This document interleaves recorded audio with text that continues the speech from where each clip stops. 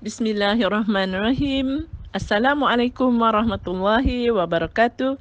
Sahabat seiman, Alhamdulillah sehingga ke hari ini kita sampai ke siri yang ke-18 ya.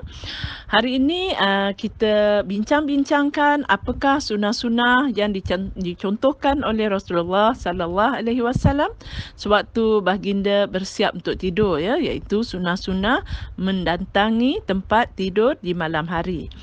Saya sengaja melewatkan perkongsian kita pada malam ini dengan harapan apabila kita baru saja bincang-bincang macam ni, so kita boleh still fresh untuk kita terus mengamalkannya ya. Saya yakin dan percaya sebenarnya kebanyakan daripada sunnah-sunnah sewaktu kita untuk mendatangi tempat tidur di malam hari ini telah pun dilazimi, telah pun diamalkan oleh para sahabat seiman di luar sana. Hanya saja kita berkongsi dalam arti kata saling mengingatkan, itu sahaja ya. InsyaAllah semoga kita dapat beramal dengan istiqamah dan berterusan, juga membimbing anak-anak saudara mara kita, sahabat handai untuk turut sama mencintai Nabi sallallahu alaihi wasallam dengan mengikuti dan menteladani segala sunnah-sunnah baginda.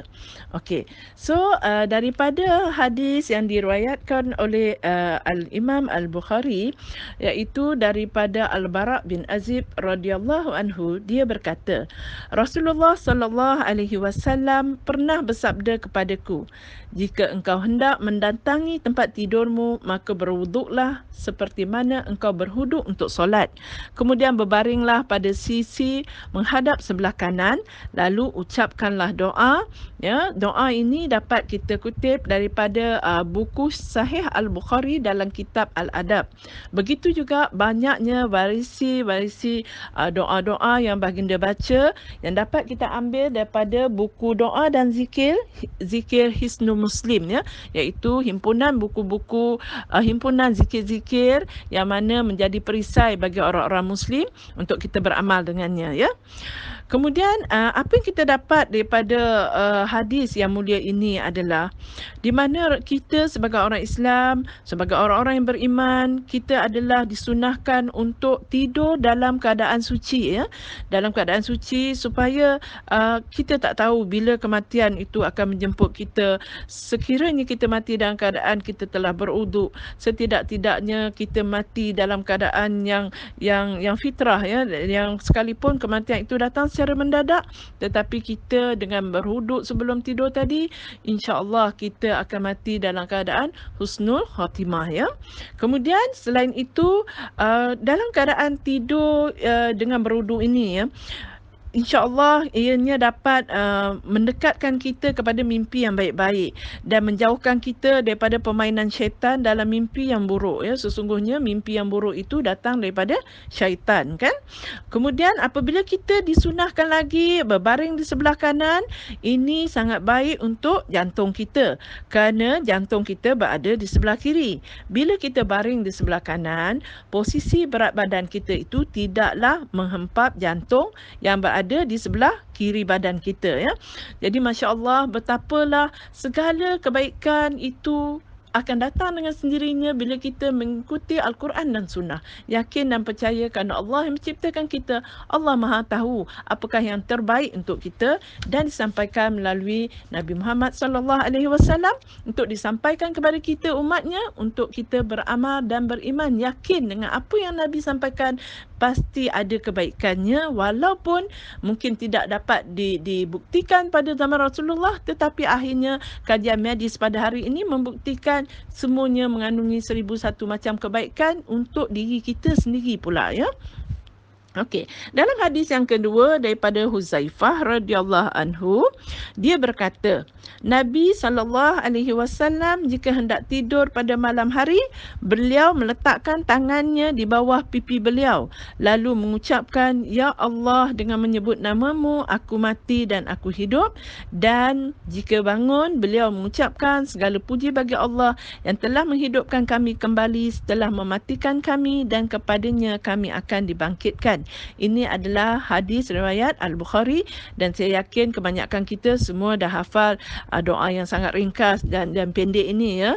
Even anak-anak di sekolah tadika pun, anak cucu kita pun alhamdulillah saya yakin dah dapat menghafalkan doa yang very simple ini. Sekurang-kurangnya kalau anak tu yang masih sangat kecil, cucu yang masih sangat kecil, kita ajar dia cara tidurnya dulu ya, ambilkan dia wudu, ajarkan dia ambil wudu, kemudian suruh dia berbaring di sebelah badan kanan, sebelah badan dengan meletakkan tangan di bawah pipi kanan.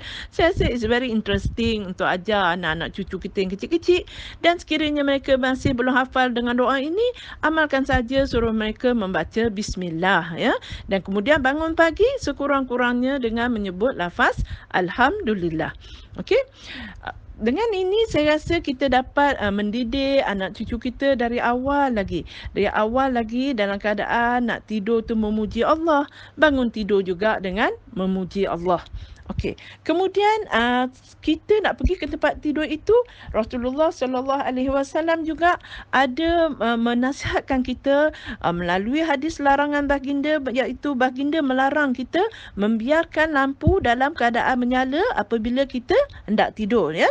Yang ini daripada hadis daripada Ibnu Umar radhiyallahu anhuma. Beliau mengatakan bahawa Nabi sallallahu alaihi wasallam bersabda, "Janganlah kalian biarkan api menyala di rumah kalian ketika sedang tidur." Ya, ini bertaraf muttafaqun alaih. Dan juga hadis daripada Abu Musa Al-Ansyari radhiyallahu anhu, dia berkata, pada suatu malam ada sebuah rumah terbakar di Madinah dan menimpa penghuninya. Ketika kejadian tersebut diceritakan kepada Rasulullah sallallahu alaihi wasallam, beliau bersabda, "Sesungguhnya api adalah musuh kalian. Oleh kerana itu, jika kalian tidur, hendaklah kalian mematikannya," dan ia bertaraf muttafaqun alaih. Okey, apa yang dapat kita ambil pengajaran daripada hadis larangan ini, yang mana Rasulullah sallallahu alaihi wasallam melarang kita membiarkan api menyala sewaktu kita tidur. Mungkin kita merasakan itu di zaman Rasulullah ya, di mana mereka tidur dalam keadaan menggunakan pelita, dan kita kuatiri sebagaimana hadis yang kedua tadi mengatakan ada sebuah rumah yang terbakar di Madinah kan. Rumah boleh terbakar dalam keadaan api yang menyala begitu. Tetapi sekarang dibuktikan dari segi kajian medis ya, yang mana rupanya kita ni memang seharusnya tidur dalam keadaan yang gelap.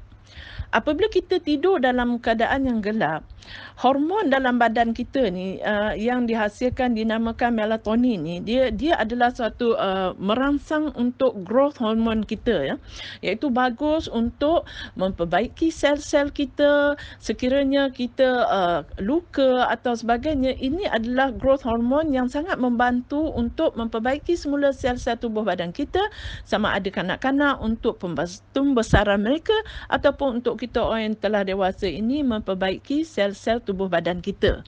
So ini semua disampaikan oleh Rasulullah sallallahu alaihi wasallam berabad dahulu, dan akhirnya kita baru dapat tahu bahawa kebaikannya itu pada masa moden ni baru kita tahu bahawa body hanya akan menghasilkan melatonin dalam keadaan yang gelap. Sebaik-baiknya kita tidur dalam keadaan gelap gelita. Itu adalah yang paling baik sekali. Malahan ada hadis yang Nabi mengatakan bahawa Allah menjadikan kegelapan malam itu sebenarnya sebagai selimut untuk kita ya. Bila kita tidur dalam keadaan yang gelap, insya-Allah dengan sendirinya pun aurat kita terjaga ya. Sekiranya terselak atau apa, maknanya kegelapan malam itu memang benar-benar menjadi selimut untuk menutupi aurat-aurat kita. Insya-Allah ya.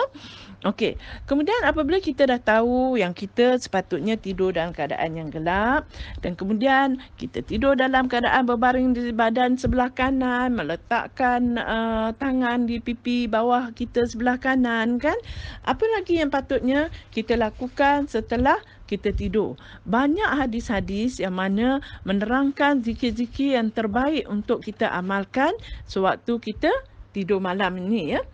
Saya, nak kongsikan sekurang-kurangnya untuk malam ini yang paling simple yang dapat kita lakukan, sekurang-kurangnya apabila sahabat telah, membacakan doa tadi, kita dah nak tidur, dah baring, jangan lupa amalkanlah membaca 2 ayat terakhir daripada surah Al-Baqarah, iaitu surah Amanah Rasul. Yang mana di dalam hadis Nabi mengatakan, sesiapa yang membaca surah 2 ayat terakhir daripada surah Al-Baqarah, iaitu ayat Amanah Rasul, maka sesungguhnya ia telah mencukupi untuknya pada malam itu. Ya, insya-Allah kita akan terjaga daripada segala gangguan duniawi, dari segi pencuri ke masuk rumah ke, kita bertawakal kepada Allah. Kita yakin dan percaya sesungguhnya dengan membaca 2 ayat tersebut, Nabi mengatakan ianya telah mencukupi untuk kita. Malahan ada tafsiran ulama yang mengatakan dengan membaca 2 ayat terakhir surah Al-Baqarah itu sudah memadai sekiranya kita pada malam itu terluput untuk bangun solat malam. Ya. Okey, saya rasa setakat ini dulu. InsyaAllah kita akan sambung lagi esok, malam esok. Apakah lagi witir-witir ataupun zikir-zikir, bacaan-bacaan, sunnah-sunnah yang Nabi ajarkan kepada kita yang patut dan yang dapat kita amalkan pada waktu malam. InsyaAllah semoga kita diberkati sehingga kita dapat bangun dengan selesa, dengan segar pada paginya untuk mengerjakan solat subuh, sama ada mendahulukan lebih awal untuk bangun bertahajud kepada Allah di saat-saat sepertiga akhir malam, di mana kita tahu itu adalah waktu yang paling mustajab untuk kita berdoa dan waktu kita bersunyi-sunyi dengan Allah. Semoga bermanfaat. Assalamualaikum warahmatullahi wabarakatuh. Subhanakallahumma wa bihamdika asyhadu an la ilaha illa anta astaghfiruka wa atubu ilaik.